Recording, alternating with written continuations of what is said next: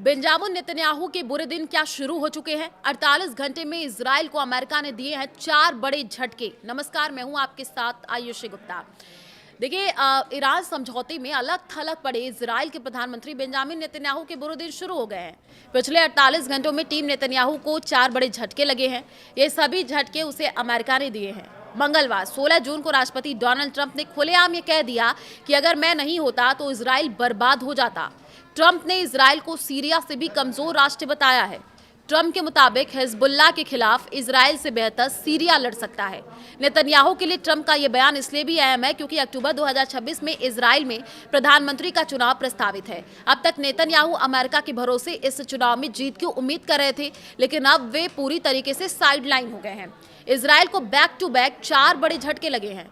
Iran deal में America ने Israel की शर्तों को शामिल नहीं किया है। इजराइल चाहता था कि ईरान समझौते में लंबी दूरी की मिसाइलों के निर्माण के मुद्दे को भी शामिल किया जाए। इसके अलावा इजराइल की कोशिश खाड़ी देशों को अब्राहम समझौते में शामिल कराने की भी थी, लेकिन ऐसा कुछ नहीं हो रहा है।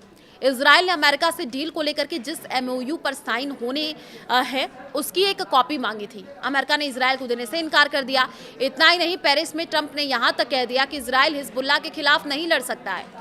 अमेरिकी मीडिया CNN ने मंगलवार 16 जून को एक रिपोर्ट की है। इसके मुताबिक इजराइल के प्रधानमंत्री बेंजामिन नेतन्याहू राष्ट्रपति डोनाल्ड ट्रंप से मिलना चाहते हैं, लेकिन व्हाइट हाउस ने अभी उन्हें मिलने का वक्त नहीं दिया है। डील के बाद उन्हें मिलने का वक्त दिया जा सकता है। हार्तेस के मुताबिक इजराइल के रक्षा मंत्री बेन ग्विर को अमेरिका ने वीजा देने से इनकार कर दिया है। ग्विर अमेरिका के मियामी जाना जाता है, लेकिन उन्हें आसानी से स्पेशल वीजा नहीं दिया गया। इसे इजराइल के लिए बड़ा झटका माना जा रहा है। अमेरिका ने नेतन्याहू को अकेले क्यों छोड़ा, सवाल ये है। तो देखिए, ईरान युद्ध की शुरुआत में इजराइल और अमेरिका साथ थे, लेकिन समझौते के दौरान अमेरिका ने उसे अकेला छोड़ दिया।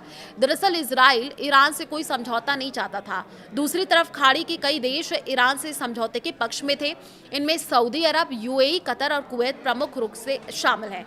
नाटो देश तुर्की ने भी समझौते का रास्ता अपनाने की बात कही थी। और इतना ही नहीं, इजराइल के प्रधानमंत्री बेंजामिन नेतन्याहू ने ट्रंप को यह भरोसा दिलाया था कि जंग शुरू होते ही ईरान में तख्ता पलट हो जाएगा, लेकिन हुआ इसका उल्टा।